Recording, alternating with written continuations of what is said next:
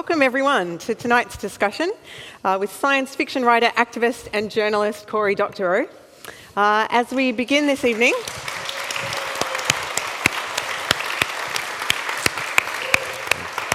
I'd first like to acknowledge that we're meeting today on the traditional lands of the Boonwurrung and pay my respect to their elders past, present and emerging, as well as to the elders of any other communities who are present with us today. Cory Doctorow has been on the front lines of the debate about copyright and freedom of information. He's the co-editor of the tech site Boing Boing, as well as working for Electronic Frontier Foundation, being an MIT Media Lab research affiliate, co-founder of UK Open Rights Group. He has also managed to find the time to be an award-winning author. He's written more than 20 books over the last 15 years. His latest novel is Walkaway, which imagines a world that's wrecked by a climate disaster, in which some people have chosen to walk away from mainstream society in order to build a better world. Edward Snowden says of the book, "Walkaway reminds us that the world we choose to build is the one we'll inhabit." So Cory, my first and most important question is, how did you get the quote from Edward Snowden? Yeah, so I DM'd him on Twitter. Wow. He has open direct messages on Twitter, and he said yes. And he said, by the way, my lawyer from the ACLU, from the American Civil Liberties Organization, who is in New York, is flying to Moscow tomorrow. I don't accept email attachments for obvious reasons. Do you think you could get me a paper copy somehow?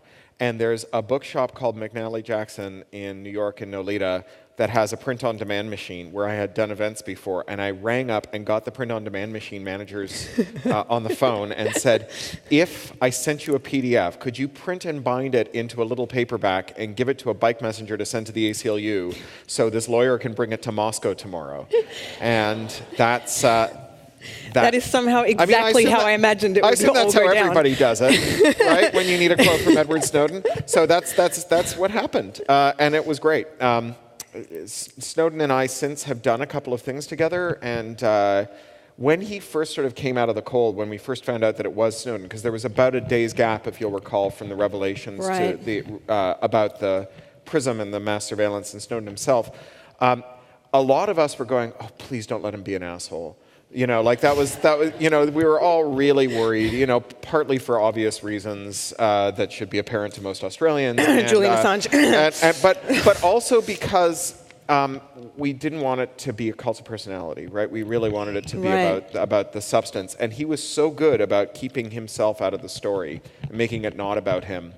And then as he gradually emerged into the story, partly through things like Laura Poitras's movie, it became clear that he was a very thoughtful, smart person who really had done this for very principled reasons, put a lot on the line for it. One of the reasons I thought he might answer my DM is if you've seen Laura Poitras's movie Citizen 4, he has a copy of my novel Homeland on his bedstand in Hong Kong. And I didn't notice that, but I'm sure your eyes went straight there. I was like, holy moly. And when it was time for them to like bug out and go to a safe house to then get to the airport to try and get out of China, the last thing you see is him grabbing this book and stuffing it in his go bag. And so I was like, maybe he'll answer my DM.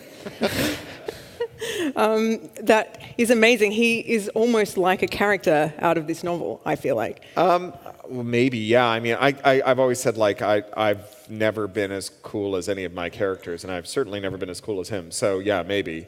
There's certainly a lot of, I think a lot of us have projected a lot of wish fulfillment onto Snowden, and he's been a very good sport about it. He's in a very hard situation. He's doing some pretty good stuff. He's working with a colleague of mine from the Media Lab called Bunny Huang to build a device called an Introspection Engine. It's like a big fat phone case, like one of those cases that has a battery integrated into it, but it's got a separate computer in it, and it's got its own screen, and you kind of plug your phone into it, and it spies on your phone for you, and it tells you if your phone is sneakily sending data out without telling you.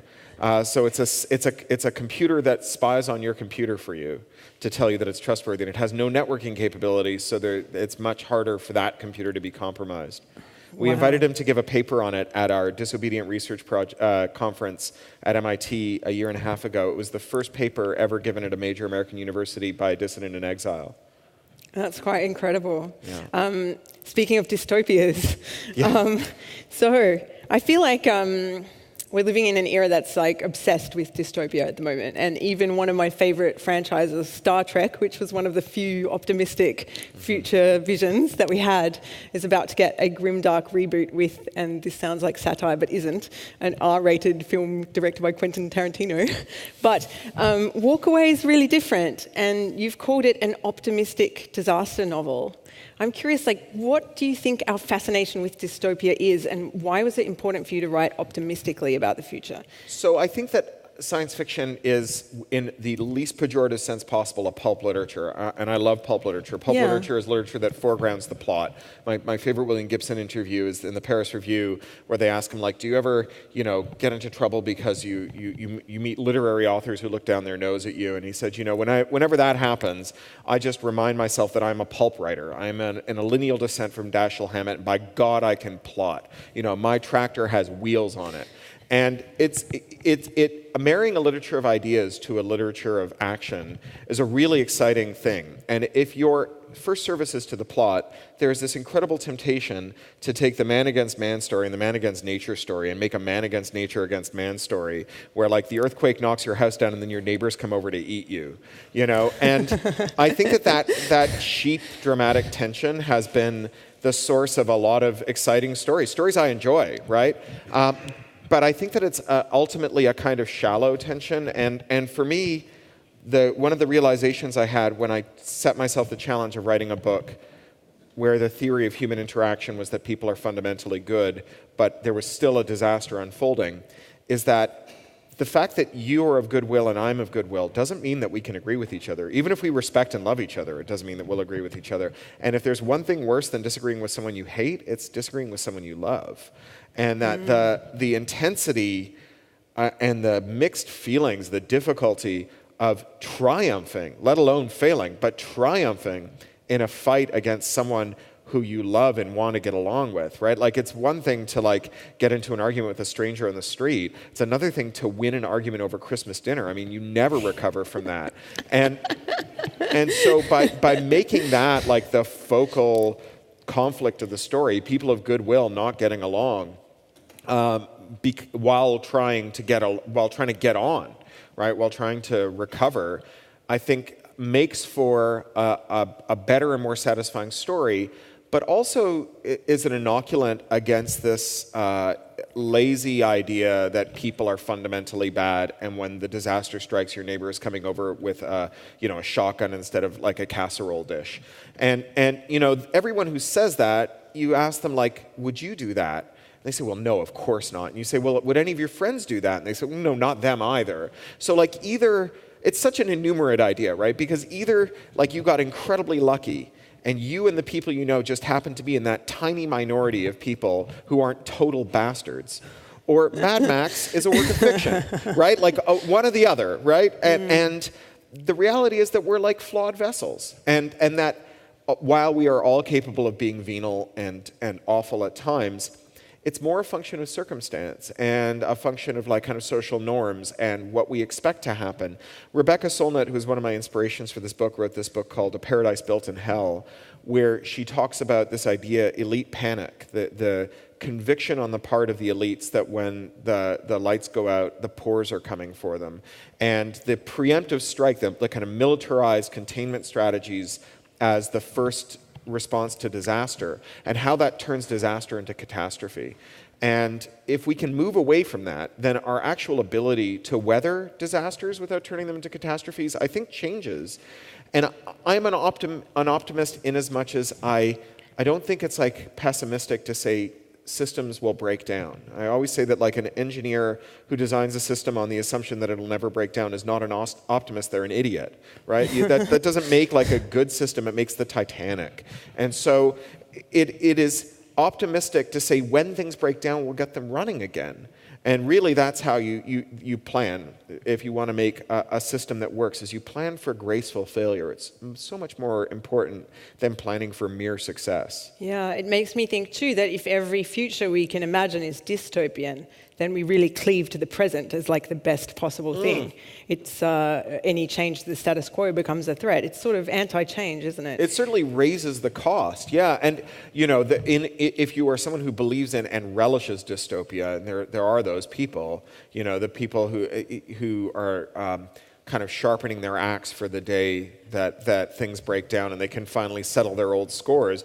That's like the worst possible outcome for a disaster, right? Is for those people to be the ones who are kind of setting our disaster policy and wanting to hasten it. That kind of like eschatological nihilism.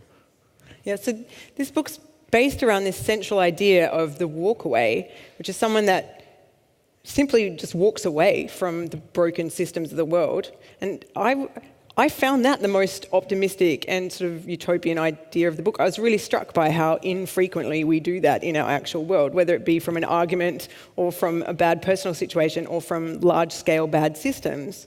We don't really walk away. Is that something that you feel like should we be walking away, and what from? I spent a lot of time going back to Margaret Thatcher's assertion that there is no alternative. And I think that as like a piece of rhetoric, it was to the free market, to the system, right. To the system that she wanted to build, right? She said there is no alternative, and I always think that like it's such a clever and diabolical bit of rhetoric, because what it is it's a demand disguised as an observation. What she means is stop trying to think of an alternative, and when we have a system that has like no slack in it at all, right? Where on the one hand, there's like no guarantee that even if you do everything right, that you won't end up eating dog food and sleeping rough when you're 65. And on the other hand, there's an absolute certainty that if you don't do everything right, you will totally and utterly going to be doing that. Then you end up on this kind of treadmill where you have to try and work the system and not change the system. As you say, every change just becomes a threat to, your pension, to your, especially like in a world where we've turned one of the fundamental necessities for human thriving, which is shelter, into an asset class that we inflate through bubbles. They're like anyone who we're all trapped in this conundrum where on the one hand, like we know people who need somewhere to live, and on the other hand, if we have any wealth, the chances are it's tied up in a home whose value has been grossly overinflated, and any policy that might help our friends find a place to live challenges our ability to flog our house in 20 years so that we don't have to, eat dog food. And that conundrum leaves you with no space at all to kind of walk away. But historically, there's been a lot of walking away. There have always been bohemias on the fringes, right? There have always been people who dropped out and started interesting new things. There have been 10-pound palms, right? I mean, this has been like a part of how the world found new things to do and new ways to be, is by giving people who didn't fit in the opportunity, the space, the slack to go and try something different.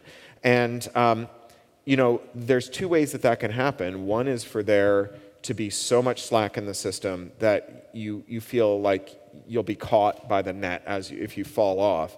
And the other one is to feel like the system has nothing to offer you, and it doesn't matter if you play along, that you're doomed to fall, and you just give up and decide not to play the game. And that's where the Walkaway world ends up. And it's a kind of breaking point that is at least imaginable. I don't try to predict anything, but it's at least imaginable as something that might come in our future. I'd love to hear you talk a little bit more about the class conflicts that run through the book, because, so for example, there's a kind of a quest for immortality amongst the super rich in this novel. And I feel like in our daily life, when we encounter that, it's a bit ridiculous. Like we think of like Silicon Valley billionaire Peter Thiel drinking the blood of young college students, or whatever it is that he's doing at the moment. I think he injects it. Injecting the blood of young college students. Just their platelets. But Walkaway posits it as like a real potential risk and like a class risk as well. Well, I think that there are lots of ways in which we are finding speciation between the 1% and everyone else. The health outcomes for people who have access to the very best care are different on average than the healthcare outcomes for people who have average care and then people who are denied care altogether. It's actually one of the great crises in in pharmaceutical experimentation and study right now, is that the subjects for most pharmaceutical studies are people in the developing world and the poor world who've had almost no interventions to date. And so like if you're studying high blood pressure medicine, on elderly men in rural Uttar Pradesh who've had no medical interventions to speak of in their senescence. You may get a large effect size from trying a drug, and then you bring it back and you give it to rich people who've had every conceivable intervention up until then, and you find that the effect size is grossly diminished. I mean, all other things aside about problems with pharmaceutical research, like only half of the trials reporting in and so on, that actually produces these weird perverse outcomes. So, but we do have these people who have these incredible health outcomes on average, as a kind of epidemiological factor relative to everyone else, leaving aside, the odd like Steve Jobs who thinks that he can inject himself with, organic sheep sperm or whatever it was he was doing to treat his cancer, or the Gwyneth Paltrows of the world. The rich really are different, especially in kind of the dystopian healthcare system in the United States, where the outcomes are really cash oriented. That you can see elements of that already.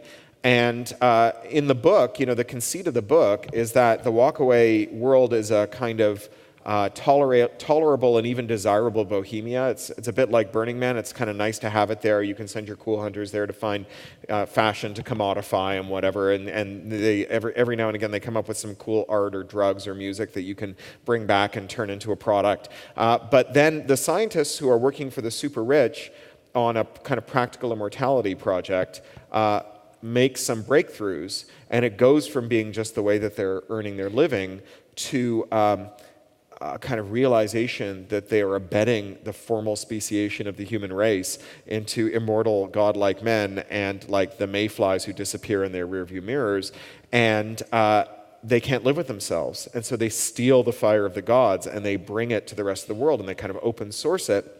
And the realization on the part of the super rich that that they will get to live forever, but that we'll all be there, is the final straw, right? And that's when the hellfire missiles come out, But I think that if you look at the contemporary discourse around climate change among the elites, it has shifted from total denial, and what's moving into kind of pushing out the denial, like the cold front that's pushing the denial out, is the belief that with enough money and resource, it's not going to be hard to survive global warming. That you can basically find high ground, fence it in, hire guards, and breed your children by Harrier jet while the rest of us drown. And that'll be like a perfectly sustainable future. And in the meantime, you get rid of all those people whose jobs have been automated away by robots that that would have otherwise hung around like a bad smell anyway. And that I think is like a really, it does map nicely onto this fantastic idea of practical immortality, which I'm not a believer in. It's an allegory, not a prediction. Right. It's the shotgun scenario that you were describing earlier. Yeah, absolutely. But in a world with sort of like an immortal overclass and a perishable everyone else. Yeah, well, and historically that was not the case. With the medieval kings, they died as much as the rest of us, more or less, because it was all microbial. But there are people who believe that they can secede from our shared microbial destiny.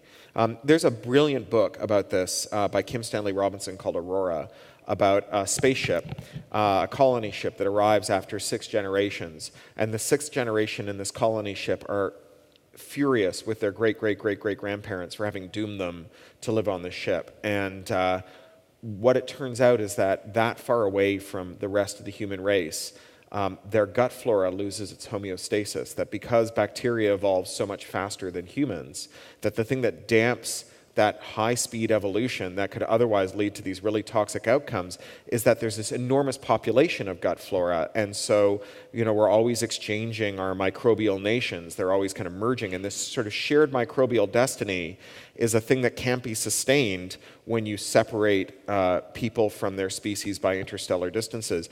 And they all start dying.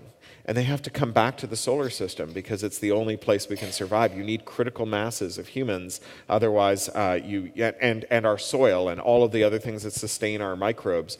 Otherwise, we die. And again, it's an allegory, right? Stan's he's an ecologist, not a biologist. But the idea is such a beautiful metaphor for this no man is an island, intertwinkled destiny that we in fact do have, Yeah, you touched on one of the other kind of major class concerns of the book, which is the idea that automation and AI are going to displace a large number of people from the workforce, and perhaps with the flow-on effect of money then going to the super rich, but like a large unemployed population.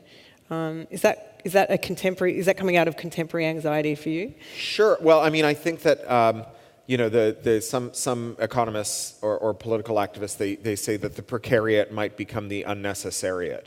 Right, that like the people hanging on by their fingernails might just become surplus to requirements.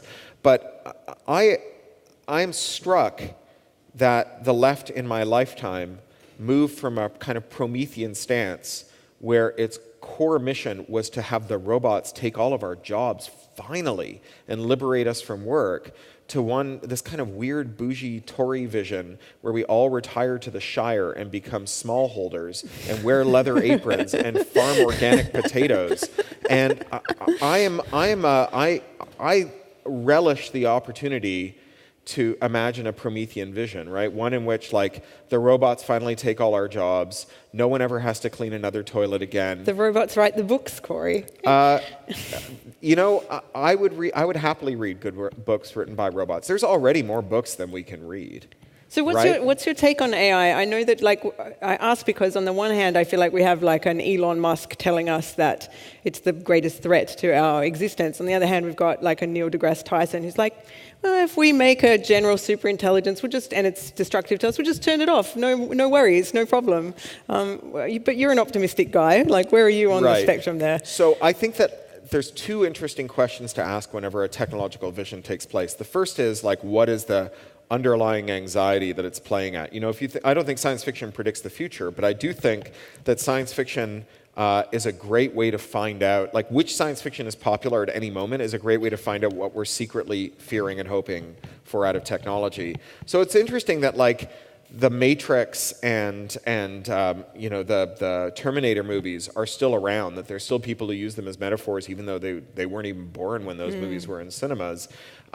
Neither of them are hold together as any kind of technological coherence, right? Like the Matrix story, if you haven't revisited it in a decade or two, I urge you to go back because it's just a nonsense, right? It's like, why? Tell me what the robots have decided that the most easy way to power themselves is to feed humans, keep them in pods, and then use their exhausted body heat for, like, where are they getting the food for the human? What are they, like, they're feeding the humans to the other humans? Like, why do you just eliminate the humans? Can't you just, like, burn the sugar? Like, anyway, so... Right, and everyone's name is like an AOL screen name from the 90s. That's right, yeah, there's that too. But just the underlying technological story doesn't make any sense. But on the other hand, if you were like, well, where is it that we have these immortal colony life forms that treat us as their inconvenient gut flora, that reproduce using us but don't need us? Oh, that's a limited liability corporation, right? And, in the era of like fiduciary shareholder capitalism, where the Chicago School says that any action you take that is not directly in the service of earning a profit should be illegal, and your shareholders should be able to sue you, and firms should have no moral or ethical duties to the humans who the firms were constituted to support. That like in that age, I think it's perfectly natural that this is resonating. And I think that in the same way that, whenever they raid dominatrixes in King's Cross, it turns out that all their Johns are like super powerful Tory politicians. Like whenever you find someone who's really worried about AI, it turns out that there's someone who's an incredibly powerful businessman, right? Who's like, who thinks that he's running a corporation and actually is spending an awful lot of time worrying that the corporation is running him. And, I think that Musk really fits the bill there, right? Like it's quite a tell. And on the other hand, like, what is the future of AI? I think that it's really hard to distinguish an S curve from a power law curve when you're running up the slide. Like, have we gone like AI was kind of boring, we found some low-hanging fruit, then AI becomes kind of boring? Or have we gone like AI was kind of boring, then we hit a fundamental breakthrough and it's never going to stop? There's no way to tell in this part of the curve if this is about to happen. And there's lots of technologies where that happened, right? And you know, regression and other statistical tricks that have become part of AI, they do super cool stuff. They also do some stuff that turns out to be like way oversold, as is always the case with new technologies. But you know, this like deep dread that we're living in, I'm not convinced that there's any basis for it. Like, I've never heard a theoretical basis for why people think that there's no limit to the kinds of inferences that we're going to be able to make with AI. I felt like one thread through your book that was just slightly anxiety-provoking on the AI front was the idea that the human could be the least optimal part of the system. So you've got machines that are making a building, and the only component of the building process that might flub it is the human being. Or rather, that the hardest part to manage is the human relationship, right? It's the thing where you feel ashamed and judged by the people around you for the mistakes you've made. And that clearly really is an impediment to getting things done. I mean, there's obviously like some pro-survival element to wanting to do things well and to be held in high regard. There's lots of ways that can go really toxic too. And finding the right balance individually and in our collectives is a project that we as a species have been working on for a long time. They wrote "Know Thyself" on the Greek temple for a reason, you know. So my first encounter with your books was back in 2009 when I read Makers for the first time. And that's a book that explores maker culture and then sort of went on to become kind of a Bible for the maker movement. But I felt like reading Walkaway, there was a really strong underpinning of making and maker culture as influence in it as well. I just wonder if you can talk to us a little bit about maker culture and how it's influenced your work. Well, I think that there's an academic named Aram Sinreich who talks about configurable culture and the idea that that what we want to do, that the thing that makes stuff great is being able to tweak it so that it works just the way you like it.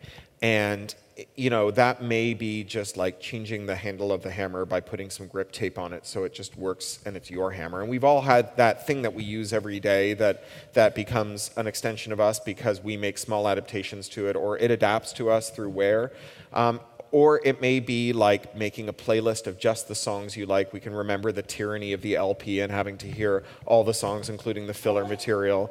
And now, you know, now we get the playlists and so on. That configurability is such a satisfying thing on the one hand, and on the other hand, it's such to go back to graceful failure modes, being able to reconfigure things makes their failure modes much more graceful, because it may be that something does a halfway decent job, but when it isn't working, it goes really off the rails for you, and you can kind of wrap some cushions around it so that when it falls down, it has a soft landing. And that's a thing that we do a lot when we make. We take a thing that's broken, so it has its failure mode is that it just becomes garbage or landfill, and we remediate it so that it's usable again. And that is, like, again, a really powerful way to push back against this idea that you should just use the machine that was given to you in the way that was prescribed. It's also a check against some of the worst impulses of firms, because when a firm can prescribe how you use their technology, there's this enormous moral hazard. It tempts them to demand that you use their technology in a way that is maximally beneficial to their shareholders instead of to you. So, you know, the example we all know is our inkjet printer, where it would be great for HP if it were against the law for you to use any ink in your printer except their ink, which costs more than vintage champagne. And in order to achieve that, they add technological locks, which, you know, thanks to the Australia-US Free Trade Agreement and Bill 92A in New Zealand and the American Digital Millennium Copyright Act, those locks are against the law to tamper with.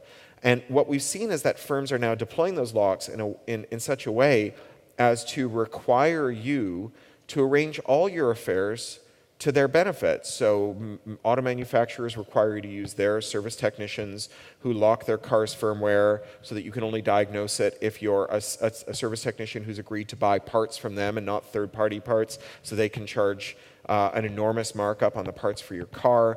Really, like, we're one RFID away from a dishwasher that won't load a third-party dish, right? Or you know, a vision system that would stop your toaster from toasting unauthorized bread. And you can make all the same arguments for that you can make for not letting people load their own apps on their iPhone, right? Like, do you have any idea how many house fires are started by putting the wrong bread in your toaster? And how can we warranty your toaster unless we know what kind of bread you're putting in it? And we, you know, we put all that R&D into your toaster on the condition that you would buy the bread that we had an arrangement with. If you didn't like it, you could have bought someone else's toaster just because it's your property. Why do you think you get to toast your own bread? I feel like you're just describing the Nespresso machine right now. Yeah, it is an espresso. It's those pod machines, K-pod machines, Nespresso machines, and making is a check against it, right? It's the floor beneath which obnoxious corporate behavior cannot fall, because there comes a point where it's cheaper to figure out how to tweak your device, and it's not that hard because usually it's one Google search away, to act as an honest servant rather than as a kind of a little jailer. And making is the escape valve. Has maker culture evolved in the ways that you expected since you wrote that book in 2009? Well, it's become institutionalized in some way. We've had some commercial successes. Adafruit, and other little open source hardware businesses are doing really well. It went up and down the full Gartner hype cycle. It went through the trough of despair. It rose to the peak of unrealistic expectations, and now it's that was when we all thought we'd get replicator machines. Yeah, and now it's in like this slow, gentle curve of usefulness. Yeah. The one thing that surprised me by not happening is in 2014, the core patents on selective laser sintering of powders expired, and I thought that there would be a huge explosion of laser sintering machines. And we're still mostly using these RepRap-derived extrusion nozzles that are just, basically it's a toothpaste tube that heats up plastic as it comes out the nose, or like a hot glue gun, and just lays a bead down and around. And there's just a limit to like how robust that is. It's slow, it's pokey. And I really don't understand why we don't have more powder machines, because they're messy. They leave a lot of powder. I mean, it's in the nature of extremely fine powder that it's messy, but it makes beautiful prints. Beautiful prints. Yeah. So perhaps something that might happen in the future. I hope so. I mean, I can't think of a reason why not. I think that maybe those patents expired in the middle of the trough of despair, and no one wanted to capitalize a selective laser sintering machine for a general audience. I was really curious because I feel like maker culture is so communal, and that's sort of one of the most compelling aspects of it. But novel writing is so solitary. Mm-hmm. Is there some way that you feel like novel writing is like making, or is it fundamentally different? Yeah, well, I mean, in the sense that you like make something up. Yeah, I guess. But I mean, maybe like if I had to self-diagnose my own neuroses, I'm primarily an introvert, notwithstanding that periodically I come out and meet hundreds of people at once. My daily round is like, I talk to my wife, my daughter, the barista, and the lifeguard at the pool, right? And I work in my garage, and I literally don't see other humans who, apart from those 4 people on an average day. And so writing these kind of stories about garrulous people who embedded in these big communal frameworks, I think maybe a bit of wish fulfillment for me. Yeah, there's some really cool tech in this book. Like, I'd love to get into it with you. Like, what are some of your favorite tech components of the book, and how do you generate those ideas? Well, so I like the self-erecting buildings. Yes, I love the self-erecting buildings. And that comes out of a thing that I've said a lot in my talks over the years. So Ronald Coase in 1937 won the Nobel Prize in Economics, which is not a Nobel Prize, for a paper called The Theory of the Firm, where he talked about how the most significant thing about an institution was not its goal, but how it organizes its labor. That the reason we form institutions is to reduce transaction costs, fundamentally to make sure that if I'm knitting a sweater, you're not sat next to me unraveling it. And much more important than whether we're talking about the government of Australia, the Catholic Church, the mafia, or Anonymous, or Al-Qaeda, is like how we organize things. And what the internet has done is dramatically lowered the cost of organizing labor. It's gotten really cheap to do things together, such that some historically extremely institutionally top-heavy projects now have almost no institution at all. So like encyclopedias and operating systems. It's not that they have no institution, and I've been around enough Wikipedia arguments and GNU Linux arguments that I can tell you that they can be quite acrimonious. But so is the Encyclopedia Britannica, and the difference is that no one's your boss, right? And so I always said, like, if you wanted to imagine the future, imagine a space program or a skyscraper built the way that we make Wikipedia. And that's how the buildings came about, is how would you build a luxury inn that was run and maintained like Wikipedia? And the answer is that you have to start with a bunch of garbage, right? A bunch of raw material that has been abandoned in brownfield sites during an environmental catastrophe. And you send drones around to scan it all. You assemble an inventory of all the things that might go into a building, and then you construct a building out of available materials in software, and then you tell people to go scavenge it and build it. And you give them little kind of robotic hints about where to put stuff. You decompose tasks into simpler and simpler tasks until you get down to whatever level the people who are on the job site can do it. And I stole a trick from a writer named Bruce Sterling, who's one of my great heroes and mentors, my daughter's godfather. Ooh, what was the trick? And it's this, he has these self-erecting buildings in his novel Distraction, where this architect builds these slap bracelets you put on bricks. And you put the slap bracelet on the brick, and the brick says, "I'm a cornerstone. Take me one step to the left, one more step, set me down, put some mortar on me. My top right corner is a little bit too high. Nudge it down. I'm done."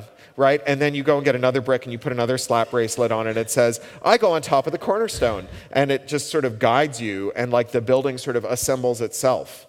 Yeah. Better than the chalk number on the brick anyway. Yeah, exactly. I really liked the idea of the sim self. Yeah. Can you tell us a little bit about that? Yeah, so, this Charlie Strauss and I wrote this novel called The Rapture of the Nerds, where we really played with this idea, and it was too much fun not to put in here.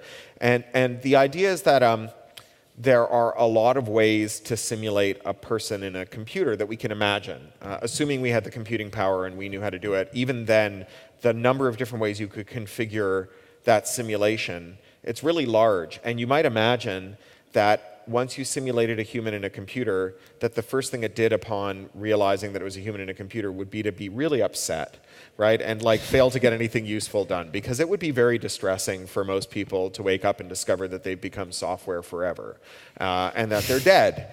And so what their realization is that they can, with enough compute power, just look ahead and say, of all the different things that this person might think in a well-simulated version of them, because I don't think we're deterministic, I think that we have lots of different avenues we can take, which one is least likely to lead them to an existential crisis? And you can just choose over at every fork, choose the least existentially threatening of all the possible thoughts you might think by simulating ahead, by going a couple of hops ahead, and just any of the ones that go off the rails. You just don't go there. And this is an idea I stole from Greg Egan, a great Australian science fiction writer who lives in Perth, who wrote this book called Quarantine about quantum mechanics. And he gives people the ability to suspend their quantum state and then choose the future they want to go into. And so you can choose to be in the jail where the jailer forgot to lock the door. And then you can then choose to be in the jail where the jailer forgot to lock the door and the CCTVs have stopped working. And then you can choose to be in the jail where the jailer forgot the door and the CCTVs have stopped working and someone's left a pile of money on the, all of these are incredibly unlikely, but in a universe in which, where a many worlds universe in which every possible outcome occurs, you can just choose to follow the branch in which you can just walk out of jail. And that idea that so long as it's possible, you can choose that one, provided you can look far enough ahead, was a fun idea to play with in the idea of simulating consciousness. Yeah. Cory, I'd love to ask you to just do a little bit of a reading from Oh yeah, sure, happy to. So I'm going to read a bit from chapter 2, which is called You All Meet in a Tavern. And it relates to what we've just been talking about. Sundays at the Belt and Braces were the busiest, and there was always competition for the best jobs. The first person through the door hit the lights and checked the infographics. These were easy enough to read that anyone could make sense of them, even noobs. But Limpopo was no noob. She had more commits into the belt and braces firmware than anyone, an order of magnitude of lead over the rest. It was technically in poor taste for her to count her commits, let alone keep a tally. In a gift economy, you gave without keeping score because keeping score implied an expectation of reward. And if you're doing something for reward, it's not a gift, it's an investment. In theory, Limpopo agreed. In practice, it was so easy to keep score, and the leaderboard was so satisfying that she couldn't help herself. She wasn't proud of this, mostly, but this Sunday, first through the door of the belt and braces, alone in the big common room with its aligned rows of tables and chairs, all the infographics showing nominal, she felt proud. She patted the wall with a perverse, unacceptable, proprietary air. She'd helped build the belt and braces, scavenging the Badlands for the parts its drone outriders had identified for its construction. It was the project she'd found her Walkaway with, the thing uppermost in her mind when she'd looked around the Badlands, set down her pack, emptied her pockets of anything worth stealing, put extra underwear in a bag, and walked out into the Niagara Escarpment, past the invisible line that separated civilization from no man's land, out of the world as it was, and into the world as it could be. The code base had originated with the UN High Commission on Refugees and had been field trialed a lot. You told it the kind of building you wanted, gave it a scavenging range, and it directed its drones to inventory anything nearby, scanning multi-band, doing deep database scrapes against urban planning and building code sources, to identify usable blocks for whatever you were making. This turned into a scavenger hunt inventory, and the refugees or aid workers, or in some shameful cases, the trafficked juvenile slaves, fanned out to retrieve the pieces the buildings needed to conjure themselves into existence. These flowed onto the job site. The building tracked and configured them, a continuously refactored critical path for its build plan that factored in the skilled workers of the robots on site at any moment. The effect was something like magic and something like ritual humiliation. If you installed something wrong, the system tried to find a way to work around your stupid mistake. Failing that, the system buzzed your haptics with rising intensity. And if you ignored them, it tried optical and even audible. And if you squelched that, it started to tell the other humans that something was amiss and instructed them to fix it.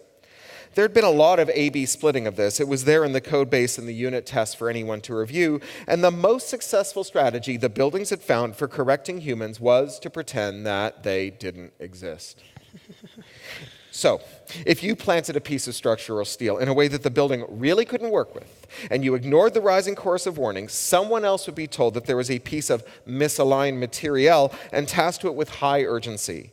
It was the same error the buildings generated if something slipped, and the error didn't assume that a human being had fucked up through incompetence or malice. The initial theory had been that an error without a responsible party would be more socially graceful. People doubled down on their mistakes, especially when you embarrassed them in front of their peers. The name and shame alternate versions had shown that hot-cheeked fierce denial was the biggest impediment to standing up a building. So, if you fucked up, soon someone would turn up with a mecha, or a forklift, or a screwdriver, and a job ticket to unfuck the thing that you were percussively maintaining into submission. You could pretend that you were doing the same job as the new guy, part of the solution and not the problem. This let you save face so that you wouldn't insist that you were doing it right and the building's instructions and everything else in the whole stupid universe was wrong. But reality was chewily weirder in a way that Limpopo loved. It turned out that if you were dispatched to defoobar something and you found someone who was obviously the source of that infoobarage, you could totally tell that that structural steel wasn't 3 degrees off true because of slippage. It was 3 degrees off true because some dipshit flubbed it. What's more, Senor Dipshit knew that you knew that he was at fault. But the fact that the trouble ticket read, urgent re-true structural member minus 3 degrees at 120 degrees north-northeast, and not urgent re-true structural member minus 3 degrees at 120 degrees north-northeast because some dipshit can't follow instructions, let both of you do this mannered kabuki in which you both operated in the third-person passive voice. The beam has become off true, not you fucked up that beam. This pretense, the researchers called it networked social disattention, but everyone else called it the how did that get there effect, was a vital shift in the UNHCR's distributed shelter strategy. Prior to that, it had all been gamified to fuckery, with leaderboards for the most correct installs and the best looters. Test builds were marred by angry confrontations and fistfights, and even this could be a virtue, since every build would fissure into 2 or 3 subgroups, each putting up their own building. It was 3 for the price of 1. Inevitably, these forked-off projects would be less ambitious than the initial plan, so the early sites had a characteristic look. A wide, low, flat building, the first 3 stories of something that had been planned for 10 before half the workers quit. 100 meters away, 3 more buildings, each half the size of the first, representing the forked and reforked houses revenge built by alienated splitters. Some sites had Fibonacci spirals of ever smaller forks terminating in a single hate-built Wendy house.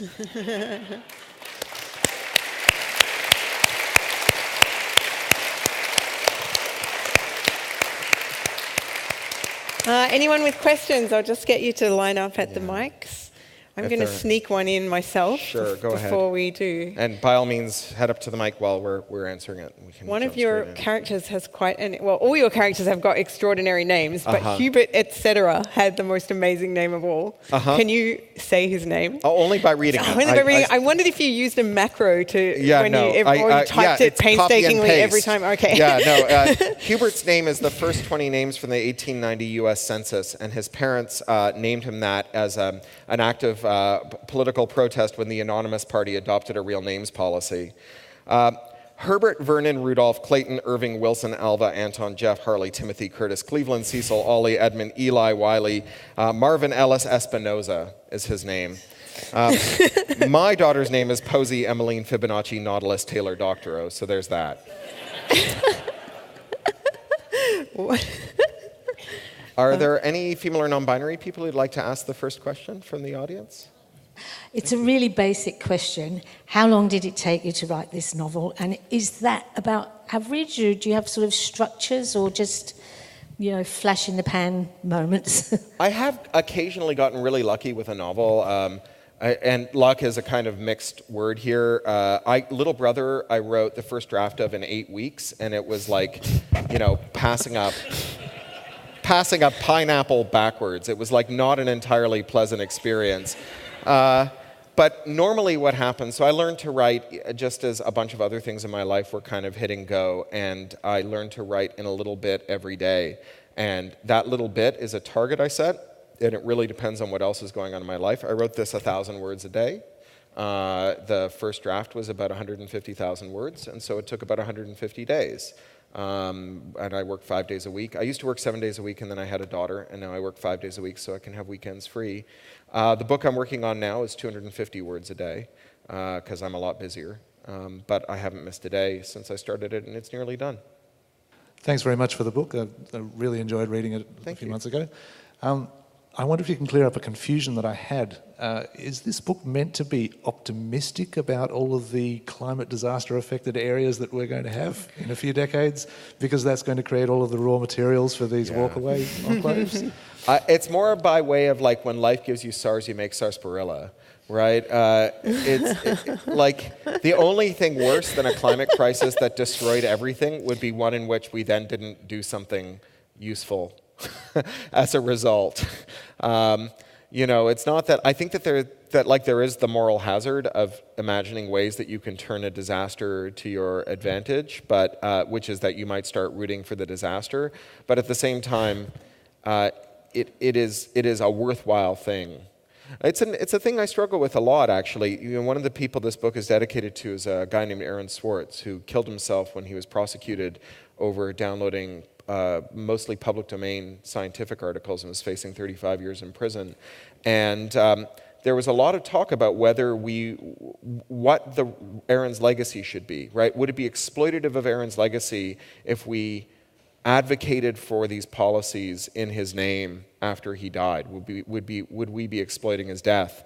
And the answer that his friends hit on, I think universally, was the only thing worse than Aaron dying would be Aaron dying and nothing good coming of it.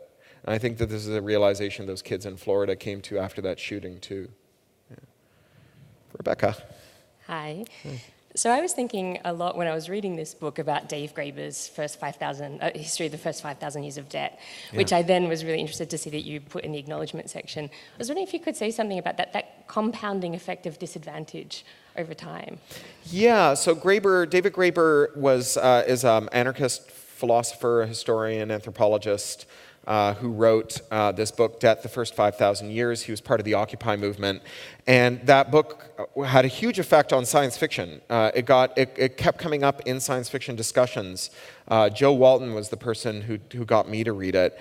And Graeber does talk about how debt is cyclic, how it creates these permanent widening divisions. In that regard, it's similar to Thomas Piketty and Capital in the 21st Century, and this idea that very small effects at the outset can become ossified and kind of last forever. But for me, the other thing that was really moving about it was this countering to the idea that there is no alternative, that he talks about histories that are well documented and that fly in the face of our received wisdom about how we got here. You know, as far as we can tell, there isn't a moment in our history where we invented coin money because people were finding it hard to make change for cows using chickens, right? That like we make coin money because invading armies need to be fed, and so the emperor coins money and pays the soldiery in it and then taxes the farmers, and they can only pay their tax in coin, so they have to sell what they grow to the soldiers, and that way the soldiers don't kill their officers because they're not being fed. And that that coin money doesn't emerge from a kind of non-coercive market. It emerges out of debt, that money is debt. And that there are lots of systems that didn't do this, that there were lots of alternatives. Sir? I just wanted to note, it's ironic that in Debt, Graeber points out that capitalism actually came about from medieval Islam. That's funny. Yeah, that's right. Anyway, no, I just wanted to, there's like a lot of really cool stuff going on in Europe, especially like Spain and Greece, where, you know, they got hit really hard. Like there's just a lot of really cool, interesting stuff spinning off there. I was just wondering if you're inspired by that at all. Yeah, sure. I mean, it's also been really scary to watch it happen, right? Watching the Greek backlash, watching the kind of dog's breakfast that emerged out of the Catalan independence movement. I was out with a Spanish friend who lives here in Melbourne last night, and we were talking about this at some length. One of the things that I've really become convinced of is that in places where oppositions are either officially or unofficially suppressed, that they tend to be incoherent and screwed up, that they tend to be a kind of uneasy marriage of a bunch of different factions who really don't necessarily have much ideological coherence. And one of the reasons that stabilizing revolutions is so hard is that although you may all be willing to fight against the same thing, that once you've defeated them, you're not necessarily all fighting for the same thing. See, e.g., Egypt and the Muslim Brotherhood, and then the military coup. But I am excited by the growth of alternative parties, the mainstreaming of alternative parties. You know, again, like the only thing worse than austerity and the death and misery it's caused would be austerity and the death and misery it's caused and us learning nothing from it. So I'm glad that it seems like maybe we're going to get to salvage something out of that in Europe. Do you see any great examples of walkaway culture emerging in the world today and kind of all the pieces coming together? Yeah, I don't know. There's certainly people who are dropouts of varying descriptions. There's, every now and again you hear about places where squatting has suddenly become very mainstream, especially after the housing crisis. A decade ago, there was a lot of squatting. Walkaway itself is a kind of idealized, the culture there is a kind of idealized and fictionalized best of Burning Man without all the bad parts in it, or at least some of the bad parts left out.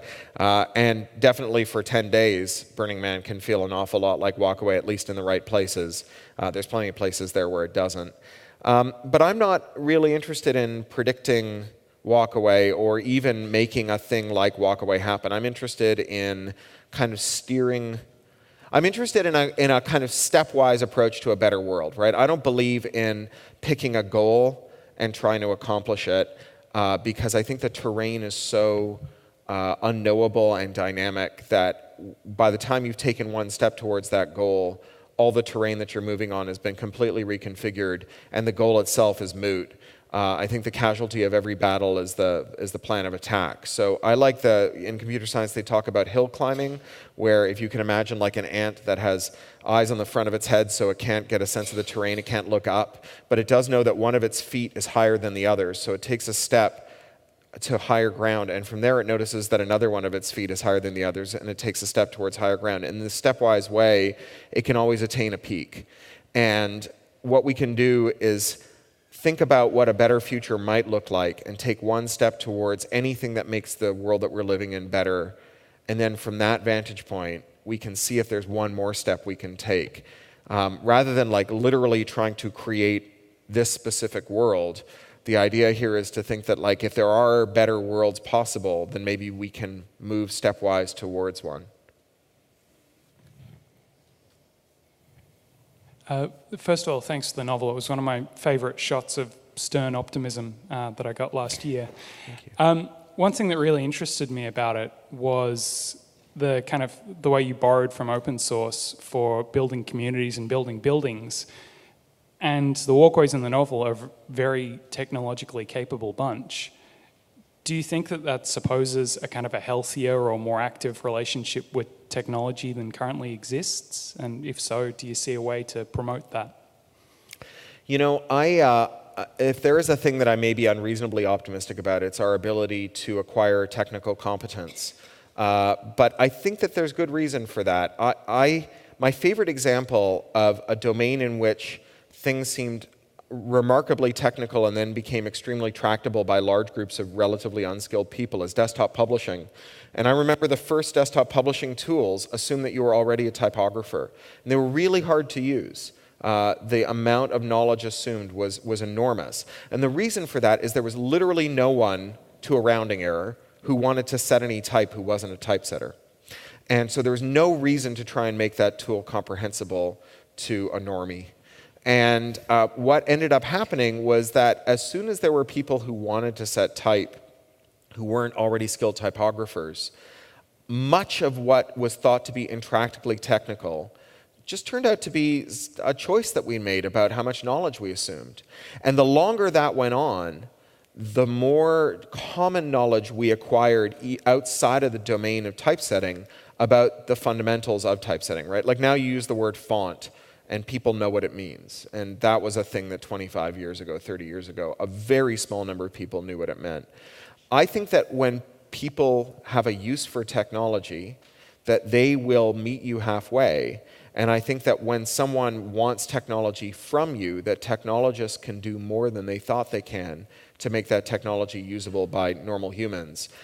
I think the next domain where this is about to happen, and we're seeing it now, is cryptography and security tools, where historically they've been very hard to use, but in part, understanding why you might ever want cryptography required an enormous amount of technical knowledge. You had to be able to join a lot of dots to think about how your personal information might be turned against you in some future. What does it matter if I repeat my password and so on? And now that is coming home to roost, right? There have been so many catastrophes that have befallen people that they're taking an interest, and that interest is fueling technologists to revisit their ideas about exactly how irreducible the technological complexity of cryptographic tools really is. And now we've got Signal, right? And we've got full disk encryption by default in every major operating system. And we've got Malcolm Turnbull saying, I don't know about the laws of mathematics, but I assure you that in Australia, the law of Australia is the law, which is hilarious. But you know, when you rile Malcolm, you're probably doing something right. Before we call on you, sir, are there any women or non-binary people who'd like to ask the question? Yeah, go ahead. We probably have time for just this one last question. Yeah, I'm sorry. Yeah, sorry, guys. Sorry. Well, now I have to ask this question because in the dystopian and utopian novels, it is usually the case that you actually can trust the technology, that the technology is its own actor. But, you know, I'm actually in computer security, and I try to explain about why it's hard. Is the same reason the Minister of Magic explained in Harry Potter why magic is hard. Like, the other side has it too. You know, so I struggle with text because I accept but don't trust the technology I have. And the thought of having a building that builds itself, I would so sleep in the yard. So here's the thing is, we already have most contemporary buildings are already computers we put our bodies into, right? In the sense that the most salient fact about them is the computers that are in them, whether that's the seismic damper that keeps the skyscraper from falling down, or just the HVAC system that keeps the building filling up with black mold and having to be scraped down to the foundation slab and started over. So we already live in buildings that like can, on the one hand, kill us, and if the computers stop working, you probably have to tear them down. So that's like, so the question isn't, are our buildings going to be computers we put our bodies into? The question is, how do we make the computers we put our bodies into better? And I think that we can decompose that into two separate problems, one of which I think is actually pretty easy to solve. That's the one I'm working on. And then the other one's the really hard one, which is the one you're working on. I'm sorry. The easy one is, how do we make it so that when you get something wrong, it's as graceful a failure as possible? And that's to make it unequivocally lawful to study how your computer works, to tell other people what you think you know, and to change it if you don't think it's working right. That means that we don't have to trust your word for it when you say, this intervention will make the computer safe. And it means that if it turns out you're wrong, we don't have to wait for you to fix it. Now, the question of how do we do it right, that's a much harder question. I have no idea. I'm glad that there's hardworking people like you in industry trying to answer that question. And the place where I think I can help you is by agitating for this whole other thing. You know, not having governments hoarding security vulnerabilities, not having laws that prohibit violating terms of service, which are, you have to violate terms of service to find out how the computer works because you have to do things the manufacturer doesn't expect. Not having laws that prohibit breaking digital rights management or access control systems so that you can reconfigure the device if it doesn't work the way the manufacturer, or the way you want it to work, it works the way the manufacturer wants it to work. We have to clear those impediments. They are the necessary but insufficient precondition for answering the question of how do the computers that we already sleep in, how do we keep them from killing us in the future?